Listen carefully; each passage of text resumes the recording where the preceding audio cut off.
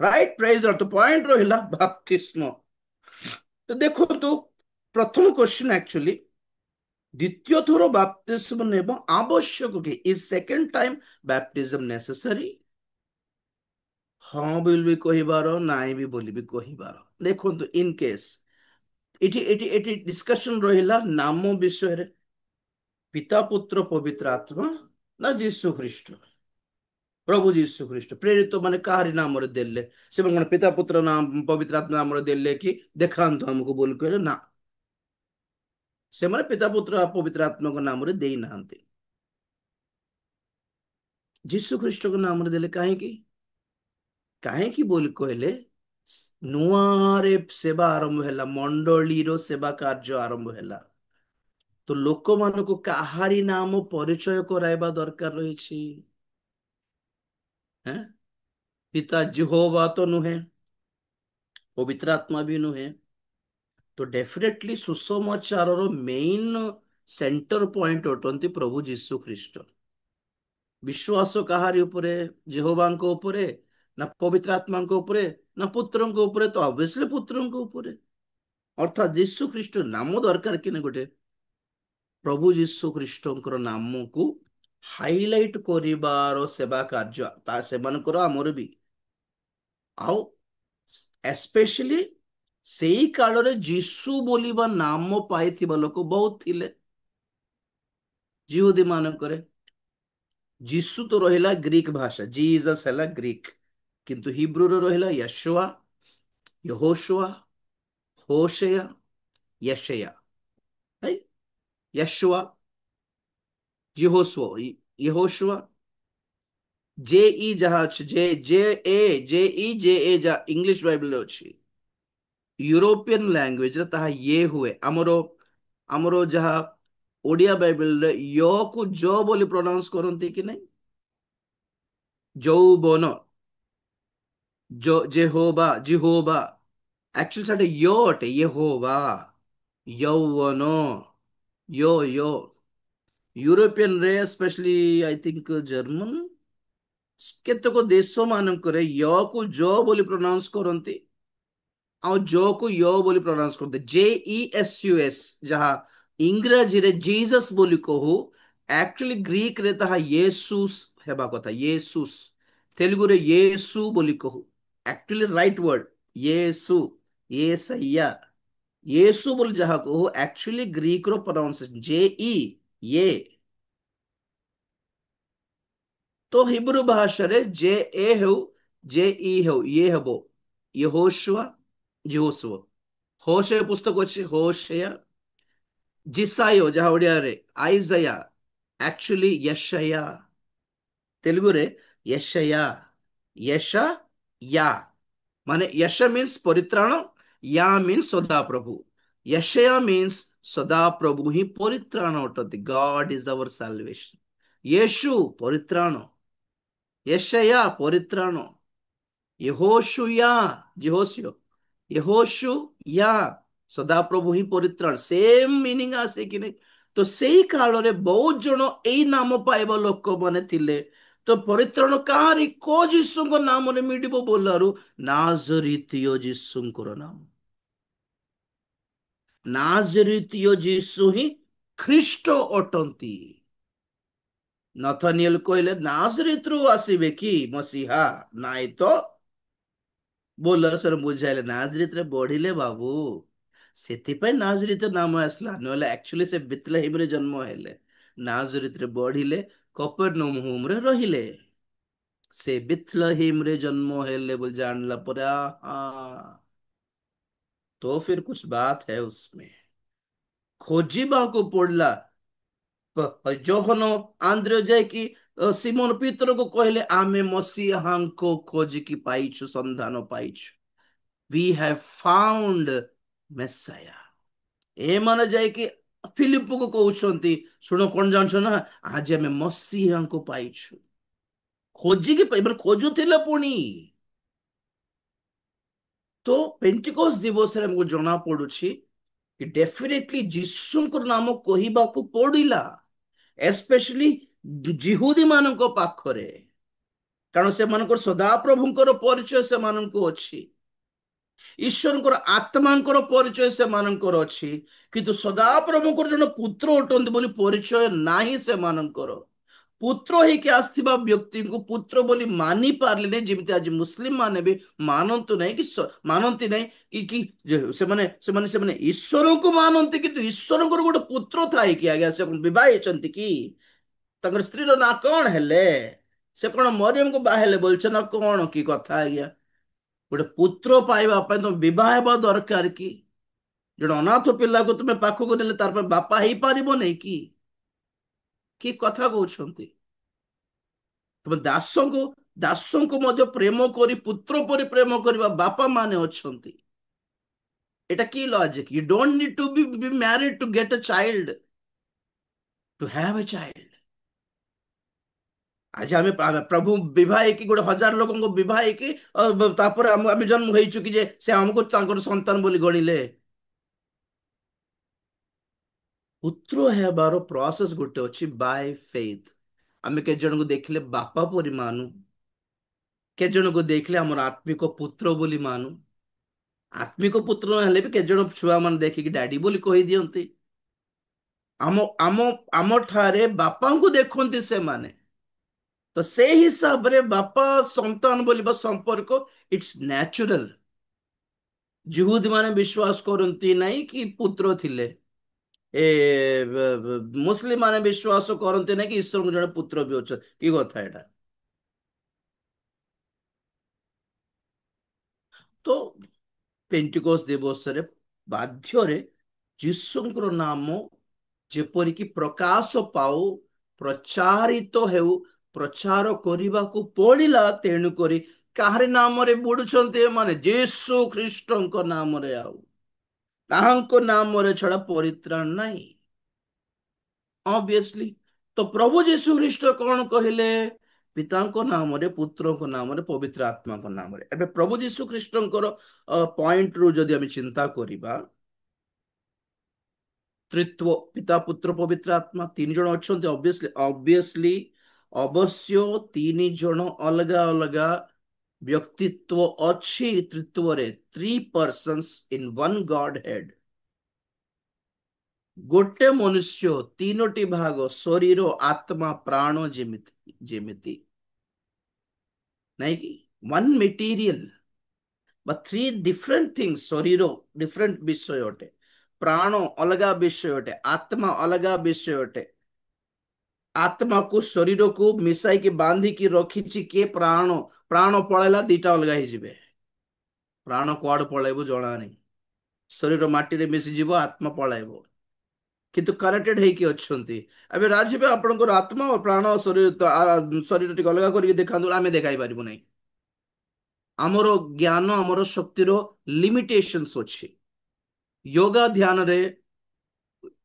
ଧ୍ୟାନରେ ଏଇ ସବୁ କଲ୍ଟରେ ସେମାନେ ଆଷ୍ଟ୍ରାଲ ପ୍ରୋଜେକ୍ସନ ବୋଲି କହନ୍ତି। ଆଷ୍ଟ୍ରାଲ ପ୍ରୋଜେକ୍ସନ ଗୋଟେ ସାଧନା ଥାଏ କି ସେମାନେ ଏମିତି ଗୋଟେ ଧ୍ୟାନରେ ଯାଇକି ଏମିତି ଗୋଟେ କରନ୍ତି କି ସେମାନେ ବସି ଥାଉ ଥାଉ ଆପଣ ଆତ୍ମାକୁ ବାହାର କରନ୍ତି। କମାରେ ଯେତେବେଳେ ମନୁଷ୍ୟ ପଳାଏ ସେମିତି ହୁଏ। ଯେମିତି ଏମିତି ଆଷ୍ଟ୍ରାଲ ପ୍ରୋଜେକ୍ସନ କହନ୍ତି। ସେମାନେ ବସି ଥାଉ ଥାଉ ଆତ୍ମା ଯେତେବେଳେ ବାହାରି ପଡେ, ଏମାନଙ୍କର ସେନ୍ସ ନଥିବ। ଆତ୍ମା ବୁଲିକି ଦେଖେ, କିଏ କାଶିଲା, କିଏ ଆଖି ଖୋଲିକି ଦେଖିଲା, କିଏ ଉଠିକି ଗଲା, ସବୁ ଆତ୍ମା ଦେଖିକି ପବିତ୍ର ପଳେଇ ଆସେ। ଆଉ ସେମାନେ ଆଖି ଖୋଲିକି କହନ୍ତି, ରେ ତୁ ଯାଇଥିଲୁ ନାଇଁ କି? ଆଜ୍ଞା ଆପଣ ତ ଆଖି ବନ୍ଦ କରୁଥିଲେ। ତ ଆତ୍ମା ଯେତେବେଳେ ଏମାନଙ୍କର ପଳାଉଛି, ଶରୀର ଆଉ ପ୍ରାଣ ଥାଉଛି, ତେଣୁକରି ମରୁନାହିଁ। ଏଇଟା ଗୋଟେ ସାଧନା ଅଛି ଏଇ ଯୋଗା ଫୋଗା କରିବା ଲୋକମାନଙ୍କର କଲ୍ଟରେ। ତ ସେମାନେ ଜୀବିତ ଥାଇକି ଆପଣ ଆତ୍ମାକୁ ବାହାର କରି ଜାଣନ୍ତି। ଏମାନେ ସେ ସାଧନା କରି ଜାଣନ୍ତି ସେମାନେ। ଆମେ ପାରିବୁନି, ଆମେ ସେ ସାଧନା କରିନୁ ଦରକାର ବି ନାହିଁ। ତ ମୁଁ କଣ କହୁଛି, ମାନେ ଏମିତି ଅଲଗା ହେଇକି ଦେଖାଇବାର କେପାସିଟି ଆମ ପାଖରେ ନାହିଁ, କିନ୍ତୁ ପ୍ରଭୁ ପରମେଶ୍ୱରଙ୍କ ପାଖରେ ଅଛି। ଦରକାର ଥିଲେ ତିନି ଜଣ ଗୋଟେ ବି ହେଇପାରିବେ, ଦରକାର ଥିଲେ ତିନି ଜଣ ଅଲଗା ବି ହେଇପାରିବେ। ତିନି କଣ, ହଜାରଟା ପର୍ସନାଲିଟି ହେଇପାରିବେ ଆଜ୍ଞା। ଆଜି ରାଜୀବ ପ୍ରାର୍ଥନା କଲା ବେଳକୁ ମୁଁ କହିବି ପ୍ରଭୁଙ୍କର ସାନ୍ନିଧ୍ୟ ଆସିଗଲା। ପ୍ରଭୁ ତୁମେ ମୋ ସହିତ କଥା ହଉଛ, ପ୍ରଭୁ ତୁମେ ଆସିଗଲ। ଆପଣ ସେପଟେ ପ୍ରାର୍ଥନା କରୁଥିବେ, ଆପଣଙ୍କୁ ବି ଲାଗୁଥିବ ପ୍ରଭୁ ଆଜି ମୋ ପାଖକୁ ଆସୁଛନ୍ତି। ଆରେ ମୋ ପାଖରେ ଥିଲେ ଆପଣ କେମିତି ଗଲେ ସେଠି? ପର୍ସନାଲିଟିସ୍ ସବୁଠି ପରମେଶ୍ୱର ପର୍ସନାଲି ପ୍ରେଜେଣ୍ଟ ରହିପାରିବେ ଆଜ୍ଞା। ଆମେ ସ୍वर्ଗକୁ ଗଲା ପରେ ଆମେ ଭିଡରେ ଜଣକୁ ଦେଖିବୁ ପ୍ରଭୁଙ୍କୁ। ସେ ପ୍ରଭୁ ଅଛନ୍ତି ନାଇଁ କି? ଭିଡରେ କୋଟି କୋଟି ଜଣଙ୍କର ଭିଡରେ ଯୀଶୁ ପରମେଶ୍ୱରଙ୍କୁ ଦେଖିପାରିବୁ ଆମେ। ଆଉ ନୂତନ ଜେରୁସାଲେମରେ ଆମ ରୁମକୁ ଗଲା ପରେ ସେଠି ବି ପର୍ସନାଲି ଆମେ ପ୍ରଭୁଙ୍କୁ ଦେଖିବୁ, କଥା ବି ହେବୁ। ଆମ ରୁମରେ ଥାଇକି ମୋ ସହିତ କଥା ହଉଥିବେ, ଆପଣଙ୍କର ରୁମରେ ଥାଇକି ସେ ଆପଣଙ୍କ ସହିତ କଥା ହଉଥିବେ। ସମସ୍ତଙ୍କ ପାଇଁ ପର୍ସନାଲି ପ୍ରଭୁ ଥିବେ। ଏମିତି ନୁହେଁ କି ଗୋଟେ ଜାଗାରେ ସବୁଠି ତାଙ୍କର ଦର୍ଶନ ନା, ଦର୍ଶନ ନାହିଁ, ମୁଖାମୁଖି, ନଟ୍ ଭିଜନ। ପାଉଲ କହିଲେ ଆମେ ବର୍ତ୍ତମାନ ତାଙ୍କର ରିଫ୍ଲେକ୍ସନ ଦେଖୁଛୁ। କଣ କହିବେ ରିଫ୍ଲେକ୍ସନ କୁ? ପ୍ରତିଛବି। ହଁ, ଆମେ ତାଙ୍କରି ରିଫ୍ଲେକ୍ସନ ଦେଖୁଛୁ, କିନ୍ତୁ ଦିନେ ଆମେ ତାଙ୍କୁ ମୁଖାମୁଖି ଦେଖିବୁ। ସବୁ ଦେଖିବେ କି? ହଁ, ଷ୍ଟେଜରେ ଥିଲା ଆଜି ବକ୍ତା ମାନଙ୍କୁ ବି ଆମେ ସେମିତି ଆଗ ଦେଖୁଛୁ। ଆମ ସହିତ ଦେଖା କରିବେ ନା କଣ, ଆମ ସହିତ କଥା ହେବେ ନା କଣ? ନାଇଁ କି? ବକ୍ତାଙ୍କୁ ସମସ୍ତେ ଦେଖନ୍ତି, କିନ୍ତୁ ପର୍ସନାଲି କିଏ ଦେଖିପାରିବେ ନାହିଁ, ଜାଣି ବି ପାରିବେ ନାହିଁ। କିନ୍ତୁ ପ୍ରଭୁ ସେମିତି ନୁହନ୍ତି। ଭିଡରେ ବି ତାଙ୍କୁ ଦେଖିବୁ, ପର୍ସନାଲ ବି ତାଙ୍କ ସହିତ କନେକ୍ଟେଡ ଥିବୁ। ଏବେ ମୋର ପାଇଁ ମୁଁ ଯେତେବେଳେ ପ୍ରାର୍ଥନା କରେ କଣ ଲାଗେ?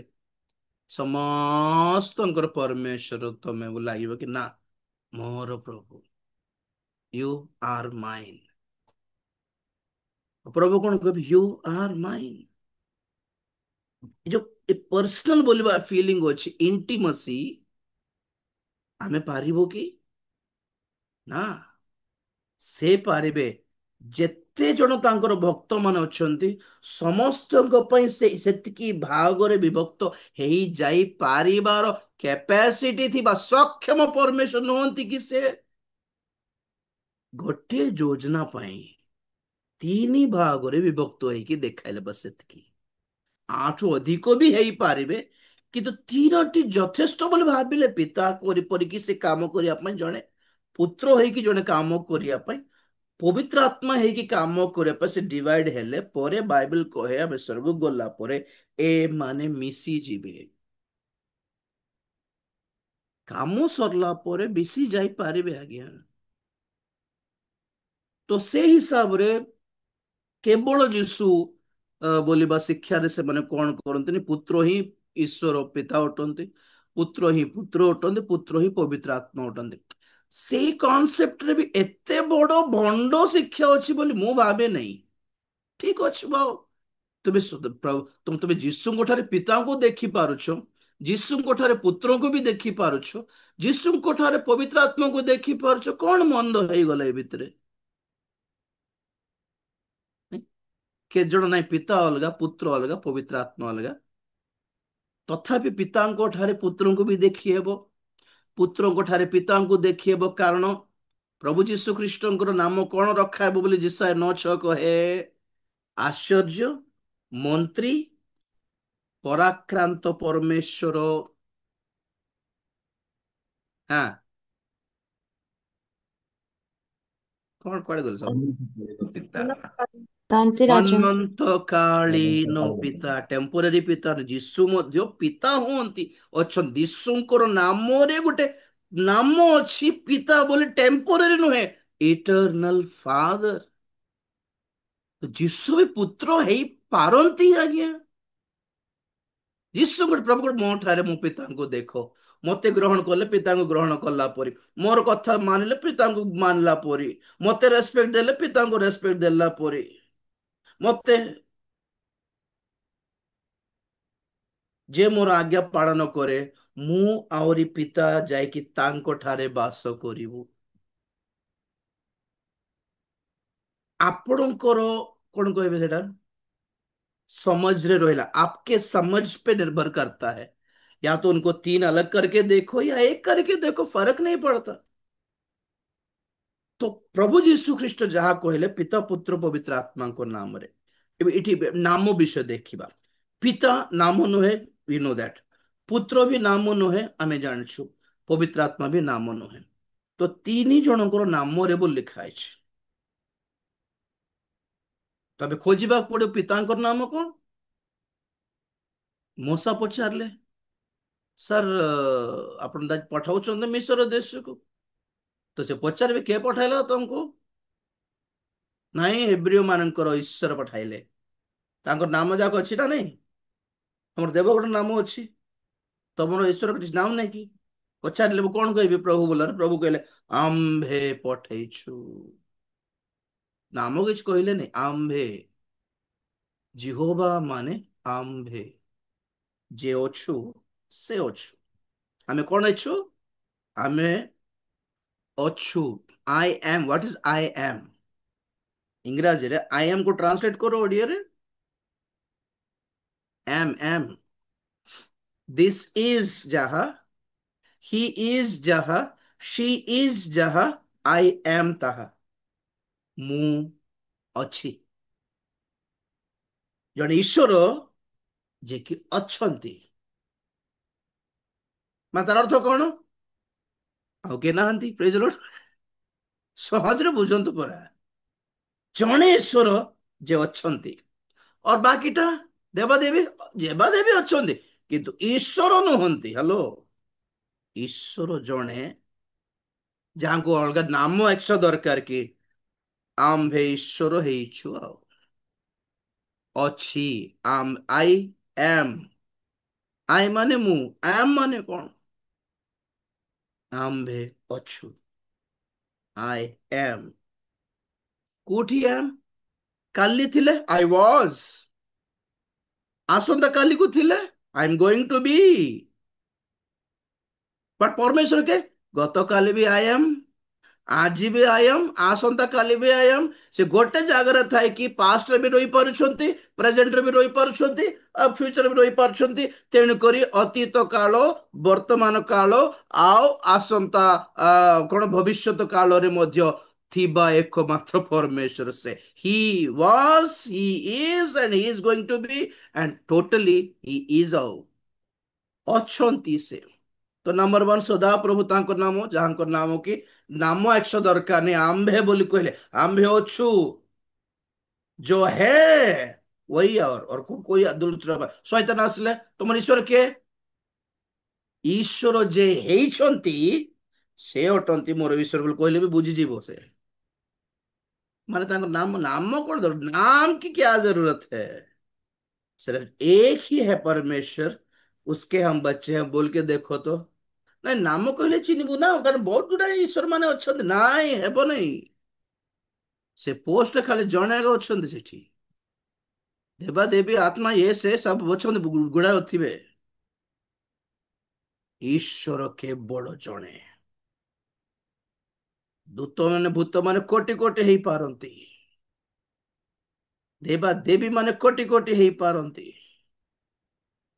ବଟ୍ ଗଡ୍, ଈଶ୍ୱର ପରମେଶ୍ୱର କେବଳ ଜଣେ। ଆମେ ତାଙ୍କୁ ଗ୍ରହଣ କଲୁ। ତାଙ୍କ ନାମ ପଚାରିଲାରୁ ସେ ବି ନାମ କହିବାର ଅଛି ନାଇଁ କି। ଗୋଟେ କାମ କର, ମୁଁ ଯେଉଁ ଯେଉଁ କାମ କରେ ସେଇ କାମ ଅନୁସାରେ ତମେ ମତେ ମୋ ନାମ ଦେଇକି ଦେଖ ତ କଣ ଦେବ କି। ତ ଅବ୍ରାହମ ଦେଲେ ମୋର ପୁଅ ବଦଳରେ ଆଉ କେ ମରିବାକୁ ସେ ଜଗାଇବେ କି ବୋଲାରୁ ଗୋଟେ ମେଣ୍ଢା ଜଗାଇଲେ। ହେଲେ ମୋର ପୁଅ ବଞ୍ଚିଗଲା ନାଇଁ କି। ଦେଖିଲ ନା ଇସାକ, ତୋର ମୃତ୍ୟୁ ବଦଳରେ ଆଉ ଗୋଟେ କୁ ମରିବା ପାଇଁ ପ୍ରଭୁ ଜଗାଇଲେ ତୋର ରକ୍ଷା ପାଇଁ। ତ ଆମ ପରମେଶ୍ୱର ଜଗାଇବା ପରମେଶ୍ୱର ଅଟନ୍ତି, ଜିହୋବା ଜିରି। ଅବ୍ରାହମ ନାମ ଦେଲେ, ପରମେଶ୍ୱର କହିନାହାନ୍ତି ସେଟା। ଅମାଲିକ୍ୟ ମାନଙ୍କ ବିରୁଦ୍ଧରେ, ଆରେ ବାପରେ, ଏତେ ବିରାଟ ଦଳ ପିମ୍ପୁଡି ପରି ହେଇଯାଇଛନ୍ତି, କେମିତି ଜିତିବୁ। ମୂଷା ହାତ ଉଠାଇଲେ ଜିତି ଯାଉଥିଲେ ଇସ୍ରାଏଲି ମାନେ, ହାତ ତଳକୁ କରିଲେ ହାରି ଯାଉଥିଲେ। ତ ଆହରଣ ହୁର ଆସିକି ସେମାନେ ମୂଷାଙ୍କର ହାତ ଉଠାଇକି ପ୍ରାର୍ଥନା କଲେ, ଯହୋଶୁଆ ଯୁଦ୍ଧ କଲେ, ଅମାଲିକ୍ୟ ମାନଙ୍କ ଉପରେ ବିଜୟ ହାସଲ କଲା ପରେ ମୂଷାର ହାତ ତଳକୁ ନ କରି କହିଲେ, ତମେ ଆମକୁ ବିଜୟ ପ୍ରଦାନ କଲ, ତୁମେ ଅଠ ଜିହୋବା ନିସି। ଏମାନେ ପରମେଶ୍ୱରଙ୍କ ନାମ ଦେଲେ ଆଜ୍ଞା, କେମିତି ଦେଲେ? ସେମାନେ ପରମେଶ୍ୱରଙ୍କ ଠାରୁ କୋଉ ଆଶ୍ଚର୍ଯ୍ୟ କର୍ମ, କୋଉ ମଙ୍ଗଳ ଦାନ ପାଇଲେ, ସେଥି ଦ୍ୱାରା ନାମ ରଖିଲେ। ପ୍ରେଗନେଣ୍ଟ ହେଇଥିବା ହାଗର କହିଲା, ମୋର ମାଲକିନ ମତେ ଘଟ ତୋଳି ଦେଲା ତ, ଆଉ ମତେ କିଏ ପଚାରିବ, ମତେ କିଏ ଦେଖୁଛି, ମତେ ଦେଖିବା ଲୋକ ବି ନାହାନ୍ତି ଆଜି, କଣ କରିବି? ଏ ବଣ ଜଙ୍ଗଲ ଭିତରେ ପ୍ରାନ୍ତରରେ ମରୁଭୂମିରେ ପାଣି ବି ନାହିଁ ବୋଲାରୁ ପରମେଶ୍ୱର ପାଣି ଯୋଗାଇଲେ ମରୁଭୂମିରେ। ଆଉ ସେ କହିଲେ, ମତେ ଦେଖିଥିବା ମୋର ପରମେଶ୍ୱର ବେ ବେର ଲାହାଇ ରୋହି ନାମ ଦେଲା। ଜିହୋବା ରୋହି, ମତେ ଦେଖୁଥିବା ପରମେଶ୍ୱର, ମୋର ହାଲତ ଦେଖୁଥିବା ପରମେଶ୍ୱର ନୁହେଁ କି? ତେବେ ପଏଣ୍ଟ ରହିଲା, ଯେତେବେଳେ ଆମେ ପିତାଙ୍କ ନାମରେ ବାପ୍ତିସ୍ମ ଦେଉ, ଏଇ ସବୁ ନାମରେ ବାପ୍ତିସ୍ମ ଦେଉଛୁ। ପିତା ନାମ ନୁହେଁ, କିନ୍ତୁ ତାଙ୍କର ନାମ ଗୁଡାଏ ଅଛି। ବାଇବେଲର ଭକ୍ତମାନେ ଯେମିତି ନାମ ଦେଲେ, ଆପଣଙ୍କର ଜୀବନରେ ବି କିଛିଟା ଯଦି ଆସ୍ୱାଦନ କରିଛନ୍ତି, ସ୍ପେଶାଲି ଗୋଟେ ନାମ ଦିଅନ୍ତୁ। ଆପଣଙ୍କ ପାଇଁ ସେ କଣ ଅଟନ୍ତି? କିଛି ଦେଇପାରିବେନି ଆପଣଙ୍କର ପରମେଶ୍ୱର ପାଇଁ ନାମ। ଯେ କ୍ଷମା ପାଇଲା, କ୍ଷମାକାରୀ ବୋଲି ନାମ ଦେଲା। ଯେ ସୁସ୍ଥତା ପାଇଲା, ସୁସ୍ଥତାକାରୀ ବୋଲି ନାମ ଦେଲା। ଯେ ଶାନ୍ତି ପାଇଲା, ଶାሎም ବୋଲି ନାମ ଦେଲା। ଯେ ଫିଲ୍ କରଲା, ପ୍ରଭୁ ମତେ ଛାଡି ନାହାନ୍ତି ଆଜ୍ଞା, ମୋ ସାଙ୍ଗରେ ଅଛନ୍ତି, ଇମାନିଏଲ ବୋଲି ନାମ ଦେଲେ।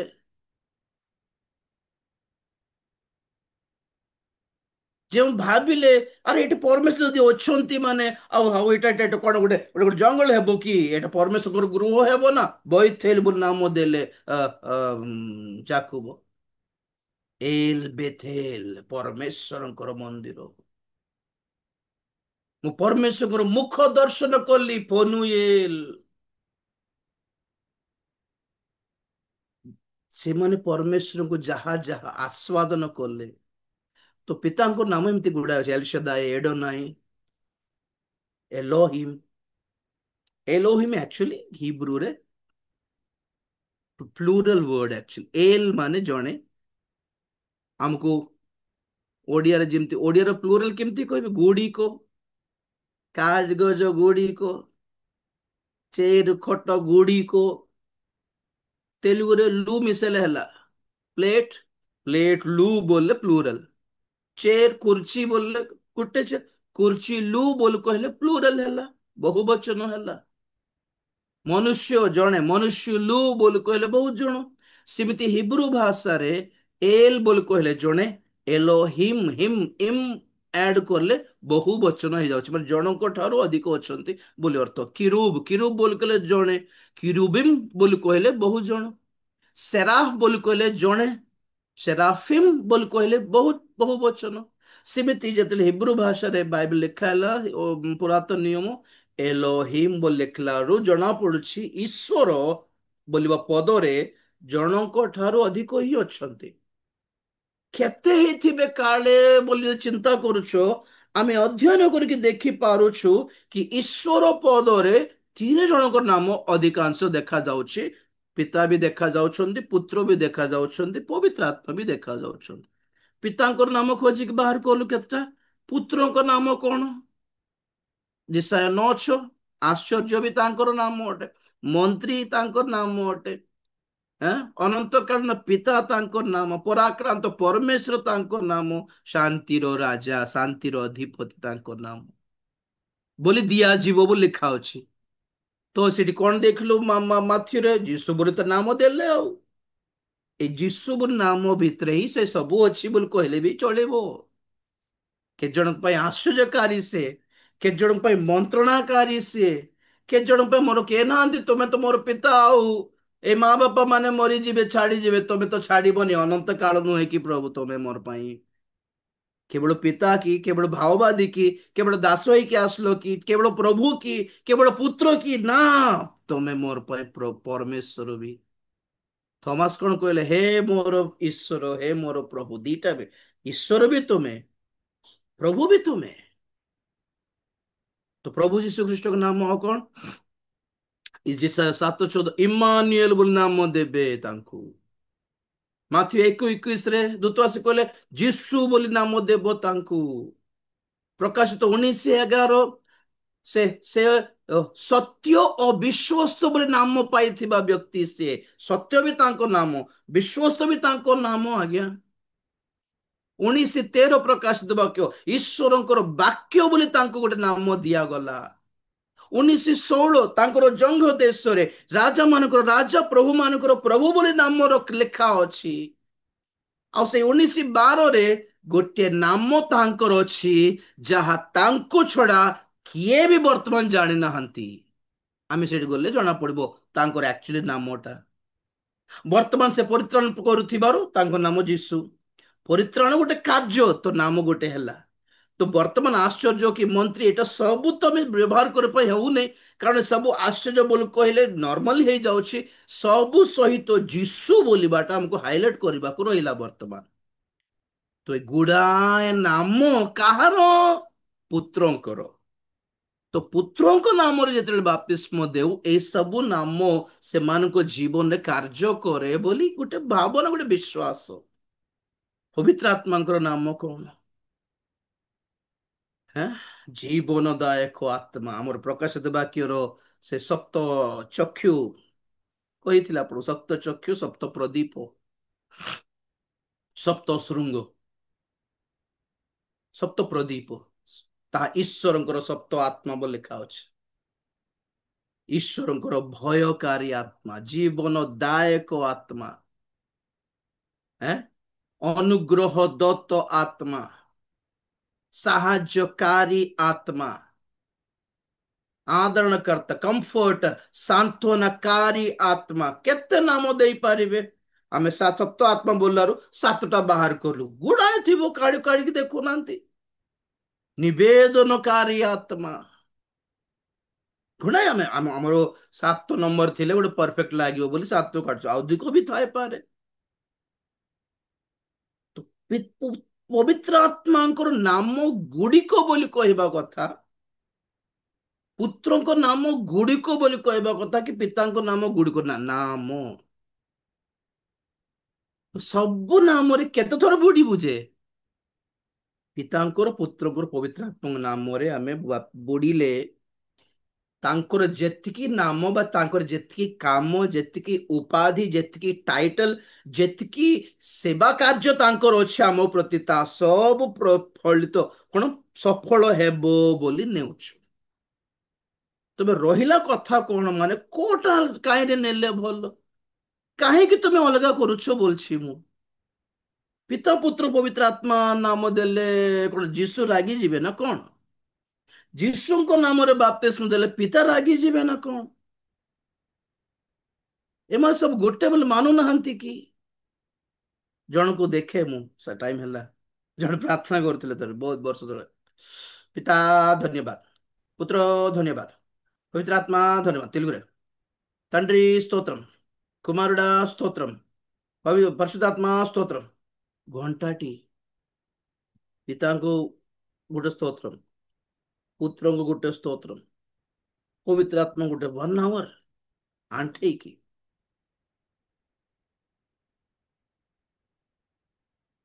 ତାଙ୍କର ଆକ୍ଚୁଆଲି ସ୍ପିରିଟରେ ନଥିଲା ସେଟା, ତାଙ୍କର ପ୍ରାର୍ଥନାରେ ବି ସେ ଆତ୍ମାରେ ନଥିଲେ, କିନ୍ତୁ ଟେକ୍ନିକାଲି 1 hour କରଲେ। କଣ ଜଣା ପଡିଲା ମାନେ ପିତାଙ୍କୁ ସ୍ତୋତ୍ରମ୍ କହିକି ପୁତ୍ରଙ୍କୁ ସ୍ତୋତ୍ରମ୍ ନ କଲେ ରାଗିଯିବେ, ତାଙ୍କୁ ଗୋଟେ ସ୍ତୋତ୍ରମ୍ ଦେଇଦେବା, ଆଙ୍କର ପାଇଁ ଗୋଟେ ସ୍ତୋତ୍ରମ୍ ଛାଡିଦେବା, ପବିତ୍ର ତମକୁ ତମେ ରାଗୁନି, ତମକୁ ବି ଗୋଟେ ସ୍ତୋତ୍ରମ୍ ଦେବି, 3 ଜଣ ମାଟି ଖାଅ। ଏମିତି କି ତୁମେ ଖାଲି ପ୍ରଭୁ ଧନ୍ୟବାଦ, ପ୍ରଭୁ ଧନ୍ୟବାଦ, ତୁମେ କେତେ ପ୍ରେମ କଲ ଧନ୍ୟବାଦ ବୋଲେ ପିତା ରାଗିବେ? ମୁଁ କରିନାହିଁ କି ପ୍ରେମ? ହଁ, ପିତା ପରମେଶ୍ୱରଙ୍କର ପ୍ରେମ ବୋଲି ଆଶୀର୍ବାଦ ଦିଆ ହଉଛି ସେଠି। ପିତା ଈଶ୍ୱରଙ୍କର ପ୍ରେମ, ପୁତ୍ର ଯୀଶୁଙ୍କର ଅନୁଗ୍ରହ, ପବିତ୍ର ଆତ୍ମାଙ୍କର ସହଭାଗିତା। କରିନ୍ତି ପତ୍ରିକାରେ ଆଶୀର୍ବାଦ ସେମିତି ଦିଆଯାଏ। ତ ପିତା ପ୍ରେମ କଲେ, ପୁତ୍ର ପ୍ରେମ କଲେ ନାଇଁ କି? ହଁ, ପୁତ୍ରଙ୍କର ଅନୁଗ୍ରହ, ପିତା କହେ ମୁଁ ପରା ଅନୁଗ୍ରହ ଦେଲି, ମୁଁ ଅନୁଗ୍ରହ ଦେଲା ପରେ ପରେ ତ ପୁତ୍ର ଆସିଲେ ବୋଲି କହିବି କି ନା? ପିତାଙ୍କର ବି ପ୍ରେମ, ପୁତ୍ରଙ୍କର ବି ପ୍ରେମ, ପବିତ୍ର ଆତ୍ମାଙ୍କର ବି ପ୍ରେମ ଅଛି ଆମ ପ୍ରତି। ପିତାଙ୍କର ଅନୁଗ୍ରହ ଅଛି, ପୁତ୍ରଙ୍କ ଅନୁଗ୍ରହ ଅଛି, ପବିତ୍ର ଆତ୍ମାଙ୍କର ଅନୁଗ୍ରହ, ଅନୁଗ୍ରହ ଦତ୍ତ ଆତ୍ମା, ତାଙ୍କ ନାମ ହିଁ ସ୍ପିରିଟ ଅଫ ଗ୍ରେସ୍। ପିତାଙ୍କର ସହଭାଗିତା, ପୁତ୍ରଙ୍କର ସହଭାଗିତା, ପବିତ୍ର ଆତ୍ମାଙ୍କର ସହଭାଗିତା ବି ଲେଖା ଅଛି ବାଇବଲରେ। ଆମେ ତିନିଟା ଅଲଗା କାହିଁ କରୁଛୁ? ଜଣକୁ ଗୋଟେ କଥା କହିଲେ ଆଉ ଜଣେ ରାଗିବେ କି ନାହିଁ? ପବିତ୍ର ଆତ୍ମାକୁ ଧନ୍ୟବାଦ ଦେଲେ ବି ତିନି ଜଣଙ୍କୁ ଧନ୍ୟବାଦ ଦେଲା ପରି, ପିତାଙ୍କୁ ଧନ୍ୟବାଦ ଦେଲେ ବି ତିନି ଜଣଙ୍କୁ ଧନ୍ୟବାଦ ଦେଲା ପରି, ପିତାଙ୍କୁ ଗୌରବ ଦେଲେ ବଡ ଲୋକଙ୍କୁ ଦେଉଛନ୍ତି, ଆମକୁ କିଏ ପଚାରୁଛନ୍ତି ବୋଲି ପବିତ୍ର ଆତ୍ମା ଭାବିବେ ନାହିଁ, ପ୍ରଭୁ ବି ଭାବିବେ ନାହିଁ। ତ ପିତା ପୁତ୍ର ପବିତ୍ର ଆତ୍ମାଙ୍କ ନାମରେ ବାପ୍ତିସ୍ମ ଦେବା ଲୋକଙ୍କୁ ଆହୁରି ଯୀଶୁଙ୍କ ନାମରେ ବାପ୍ତିସ୍ମ ଦେବା ଦ୍ୱାରା ତମେ କଣ ଦେଖାଉଛ? ମାନେ ଏଇ ଦିନଟା, ଏଇ ମାନେ ଅଲଗା, ତିନିଟା ଅଲଗା, ଏ ଯୀଶୁ ଅଲଗା ବୋଲି ମାନିଲା ପରି କି ନୁହେଁ କି? କାହିଁକି ଦ୍ୱିତୀୟ ଥର ଦେବେ ବାପ୍ତିସ୍ମ? ଯେ ଯୀଶୁଙ୍କ ନାମରେ ବାପ୍ତିସ୍ମ ଦେଲା, ପ୍ରେଜ୍ ଦ ଲର୍ଡ। କହିଲେ କି ପିତାଙ୍କର ନାମ ଗୁଡ଼ିକ, ପୁତ୍ରଙ୍କ ନାମ ଗୁଡ଼ିକ, ପବିତ୍ର ଆତ୍ମା ନାମ ଗୁଡ଼ିକ, ଗୋଟେ ସାଟିସ୍ଫାକ୍ସନ ଏଇ ତିନିଟା ନାମରେ ନେଲେ, ତିନିଟା ନାମ ନୁହେଁ, ପିତା ପୁତ୍ର ପବିତ୍ର ଆତ୍ମା ନାମରେ ନେଲେ, ସେ ଯେତିକି ନାମ ଯାହାକୁ ଲେଖା ହେଇଛି ବାଇବଲରେ ସବୁଠି ଆମେ ବୁଡ଼ିଲା ପରି ମାନୁଛୁ। ବିଶ୍ୱାସ ଏଟା, ଏମିତି ଲେଖା ହିଁ ନେଇ, କିନ୍ତୁ ବିଶ୍ୱାସ। ଯୀଶୁ ଖ୍ରୀଷ୍ଟଙ୍କ ନାମରେ ବାପ୍ତିସ୍ମ ନେଲେ ବି ପିତା ବି ଆମ ସହିତ ଥିବେ, ପୁତ୍ର ବି ଆମ ସହିତ ଥିବେ, ପବିତ୍ର ଆତ୍ମା ବି ଥିବେ। କାହିଁକି ଅଲଗା କରିକି ଝଗଡା ହଉଛନ୍ତି ବୋଲି କହୁଛି ମୁଁ, ବେକାରରେ। କିଏ ଜଣେ ଆସିକି ମୋର ସ୍ତ୍ରୀଙ୍କୁ କିଛି କଣ କହିଲେ, ମତେ କହିଲା ପରି ନୁହେଁ କି? ତାଙ୍କୁ କହିଲୁ, ତାଙ୍କୁ ଡାକିଲ ବାହାଘରକୁ, ଆମକୁ ଡାକିଲ, ମତେ ଡାକିଲ ନା ବୋଲି, ଏଇଟା ଗୋଟେ କଥା କି ଆଜ୍ଞା? ମ୍ୟାରେଜ କାର୍ଡ କି ଫଙ୍କସନ କାର୍ଡ ମତେ ଆପଣ ଫୋନ କରି, ରାଜୀବ ଭାଇ ଆପଣ ଆସିବେ ଫ୍ୟାମିଲି ସହିତ ଆସିବେ ବୋଲି, ସ୍ତ୍ରୀ କହିବ ତାଙ୍କୁ ଡାକିଲ ନା ମତେ ଫ୍ୟାମିଲିକୁ ଡାକିଲେ?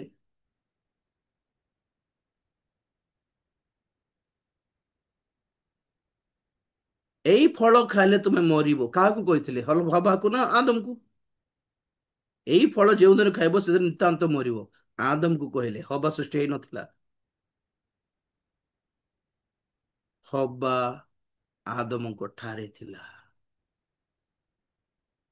ତେଣୁ ସେଠି କୋଶ୍ଚିନ୍ ଦରକାର ନାହିଁ କି ହବା କହିବ ମତେ କହିଲ କି, ଆମେ ତ ଜାଣିନୁ ନା, ୟୁ ୱର ଟୋଲ୍ଡ, ୟୁ ୱର ଇନ୍ ହିମ୍।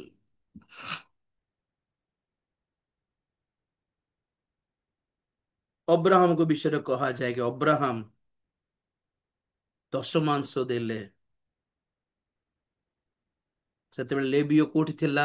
ଲେବିୟ ଅବ୍ରାହମଙ୍କ ଗର୍ଭରେ ଥିଲେ। ଏବେ ପଢିଲେ କି ହେବ୍ରୀ ପତ୍ରିକାରେ, all his descendants were in Abraham। ଆଉ ଯେତେବେଳେ ପରମେଶ୍ୱର ଅବ୍ରାହମକୁ ଆଶୀର୍ବାଦ ଦେଲେ, ତାଙ୍କର ସମସ୍ତ ସନ୍ତତି ଆଶୀର୍ବାଦ ପ୍ରାପ୍ତ ହେଲେ। ତ ପିତା ପୁତ୍ର ପବିତ୍ର ଆତ୍ମା ହୁଅନ୍ତୁ କି ପ୍ରଭୁ ଯୀଶୁ ଖ୍ରୀଷ୍ଟଙ୍କର ନାମରେ ବାପ୍ତିସ୍ମ ହୁଅନ୍ତୁ, ଲକ୍ଷ୍ୟ ହେଲା ପରିତ୍ରାଣ ପାଇଲ କି ନାହିଁ। ଲକ୍ଷ୍ୟ ହେଲା ପରିତ୍ରାଣ ପାଇଁ ନେଲ କି ନାହିଁ, ସେଟା ନା ନା କୋଉ ସ୍ୱାର୍ଥ ପାଇଁ ନେଇଥିଲ କି? ଖ୍ରୀଷ୍ଟିଆନ ହେଇଗଲେ କିଛିଟା ଲାଭ ମିଳିବ ବୋଲି କହିଲେ ସାର୍ ସେଥିପାଇଁ ବୁଡ଼ିଲୁ ବୋଲି କହୁଛ?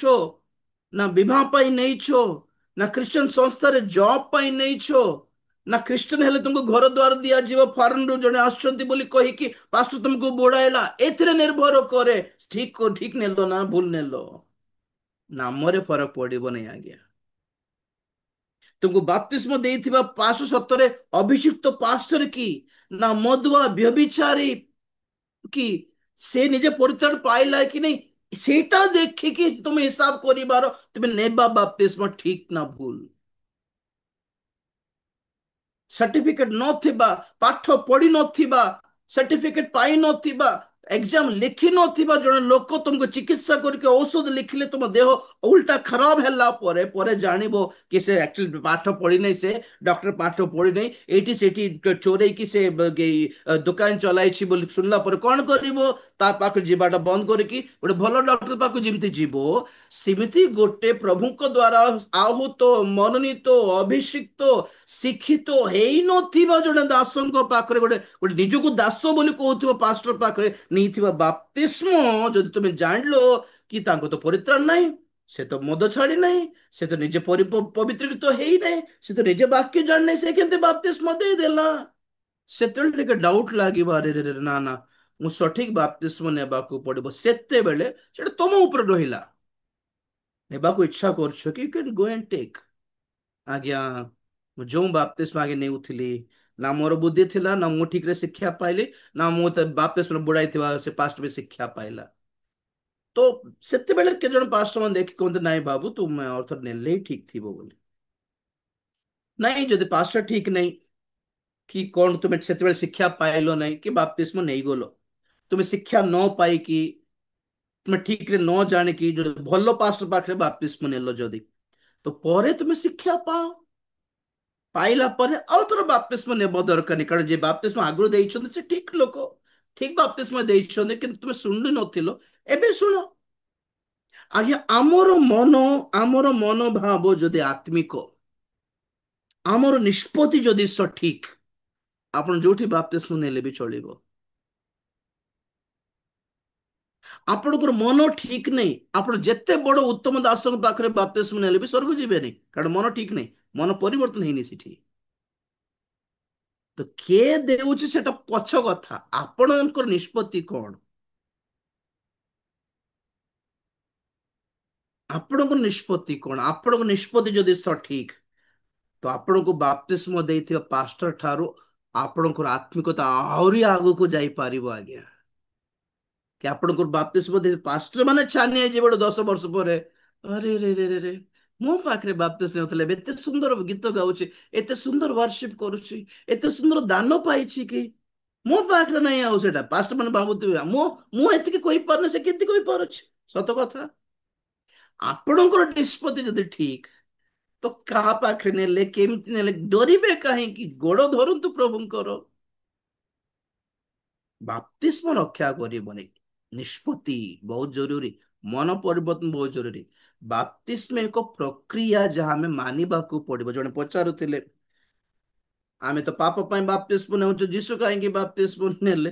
ଯୀଶୁ ଆମକୁ ଆଦର୍ଶ ଦେଖାଇଲେ ସେଟା, କି ବାପ୍ତିସ୍ମ ଏକ ଧର୍ମ କର୍ମ ଅଟେ। ତୁମେ ଯେ କେହି ହଉ, ଜଗତର କୌଣସି ପାପ ଅଭିଳାଷ, ସିଗରେଟ ମଦ ଅଭ୍ୟାସ ନଥିଲେ ବି, ସାଧୁ ସନ୍ତ ପରି ଲୋକ ଥିଲେ ବି, ପିମ୍ପୁଡିକୁ ବି ହାନି କରିନଥିବ, କେବେ କ୍ଷତି କରିନଥିବ, ଆମିଷ ବି ଖାଉ ନଥିବ, ଏତେ ସାଧୁ ସନ୍ତ ଲୋକ ଥିବେ କି ନାହିଁ ଜଗତରେ? ବାବା ମାନେ, ଋଷି ମାନେ, ମାନବତାବାଦୀ, ସତ୍ୟବାଦୀ, ଗାନ୍ଧୀଜୀ ପରି ସତ୍ୟବାଦୀ ବି ଥିବେ। ବଟ ଷ୍ଟିଲ ପ୍ରଭୁ କହୁଛନ୍ତି ଭଲ ବି ହେଇଥିବ ବାବୁ, ବାପ୍ତିସ୍ମ ନିଅ। କାରଣ କର୍ମରେ ପାପ ନଥିଲେ ବି ଜନ୍ମରୁ ହିଁ ପାପୀ ଆମ ମାନଙ୍କର ବ୍ଲଡ, ଆମ ମାନଙ୍କର ଡିଏନ ରେ ପାପ କଣ୍ଟେନ୍ କରୁଛି। ତେଣୁକରି ତୁମେ ଯେ କେହି ହଉ, ବାପ୍ତିସ୍ମ ନେବାକୁ ପଡିବ। ପ୍ରଭୁ ଯୀଶୁ ଖ୍ରୀଷ୍ଟ ଆପଣା ବସ୍ତ୍ର କାଢିକି ଗୋଟେ ଗାମୁଛା ଗୋଟେ ପିନ୍ଧିକି ଶିଷ୍ୟ ମାନଙ୍କର ପାଦ ଧୋଉଥିଲେ, ଆଉ ଶିଷ୍ୟ ମାନେ କହିଲେ ପ୍ରଭୁ ଆପଣ କଣ ବୋଲିଲା ପ୍ରଭୁ କହିଲେ ତୁମକୁ ଖରାପ ଲାଗୁଛି କି? ମୋର ପରି ଗୁରୁ, ମୋର ପରି ଉନ୍ନତ ଷ୍ଟାଟସ ର ଲୋକ ତୁମର ପାଦ ଛୁଇଁଲାରୁ ଖରାପ ଲାଗୁଛି କି? ମୁଁ ତୁମକୁ ସତ୍ୟ କହୁଛି, ଯଦି ମୁଁ ଗୁରୁ ହେଇକି, ମୁଁ ଶିକ୍ଷକ ହେଇକି ଯଦି ତୁମର ପାଦ ଧୋଉଛି, ତୁମେ ମାନେ ମଧ୍ୟ ସମସ୍ତଙ୍କର ପାଦ ଧୋଇବା ଦରକାର। ନିଜକୁ ସେତିକି ନମ୍ର କର ବୋଲି ଏକ୍ସାମ୍ପଲ ଦେଖାଇବା ପାଇଁ ପ୍ରଭୁ ପାଦ ଧୋଇଲେ। ଯେମିତି ସେମିତି ଏକ୍ସାମ୍ପଲ ଦେଖାଇବା ପାଇଁ ସେ ବାପ୍ତିସ୍ମ ନେଇକି ଦେଖାଇଲେ, ମୁଁ ତ ଅଲରେଡି ଜନ୍ମରୁ ପବିତ୍ର, ଯଦି ମୁଁ ବାପ୍ତିସ୍ମ ନେଇଛି ତମକୁ କଣ ପ୍ରୋବ୍ଲେମ ହଉଛି ବୋଲଲେ ସେ। ଯୀଶୁ ଯଦି ପବିତ୍ର ଆତ୍ମା ଏକ୍ସଟ୍ରା ପାଇଲେ, ସେ ଜନ୍ମରୁ ପବିତ୍ର ଆତ୍ମାରୁ ଜନ୍ମ ହେଲେ, ତଥାପି ସେ ପବିତ୍ର ଆତ୍ମା ପାଇଲେ। ପ୍ରଭୁ କହୁଛନ୍ତି ମୁଁ ଯଦି ଅଲଗାରେ ପବିତ୍ର ଆତ୍ମା ଦିଆଯାଉ ମାଗିଲି, ତମକୁ କଣ ପ୍ରୋବ୍ଲେମ ହଉଛି, କାହିଁକି ନେବ ନାହିଁ? ତମର ଏକ୍ସକ୍ୟୁଜ କଣ, ତମର ବାହାନା କଣ? ମୁଁ ଯଦି ପବିତ୍ର ଜୀବନ ଯାପନ କରିବା ପାଇଁ ଫାଇଟ କରିବାକୁ ପଡିଲା, ନିଜକୁ ପବିତ୍ର ରଖିବା ପାଇଁ, ତମେ କାହିଁକି ଫାଇଟ କରିବ ନାହିଁ? ମୁଁ ଯଦି କ୍ରୁଶ ବହନ କଲି, ତମେ କାହିଁକି ବହନ କରିବନି? ମୁଁ ଯଦି ନିନ୍ଦା ପାଇଲି ଈଶ୍ୱର ହେଇକି, ଏତେ ମିରାକଲ କରିକି, ଏତେ ପ୍ରେମ ସ୍ନେହ ଦେଖାଇକି ବି ଲୋକମାନଙ୍କ ଠାରୁ ମାଡ ଖାଇଲି ମୁଁ, ତ ତମକୁ କାହିଁକି ପ୍ରେମ କରିବି ଜଗତର ଲୋକମାନେ, କଣ ଭାବୁଛ ବୋଲି କହୁଛନ୍ତି ସେ। So everything was an example and a pattern। କଣ କହିବେ? ଆଦର୍ଶ ଦେଖାଇକି ଗଲେ, ପଦ ଚିହ୍ନ ଦେଖାଇକି ଗଲେ ଲେଖା ଅଛି। ତ ସେ ପାପ ପାଇଁ ବାପ୍ତିସ୍ମ ନେଇନାହାନ୍ତି, ଆମର ପାଇଁ ବାପ୍ତିସ୍ମ ନେଇକି ଦେଖାଇଲେ ସେ। ତ ବାପ୍ତିସ୍ମର ପଏଣ୍ଟ କ୍ଲିୟର ହେଲା ବୋଲି ଭାବୁଛି। ଆମେ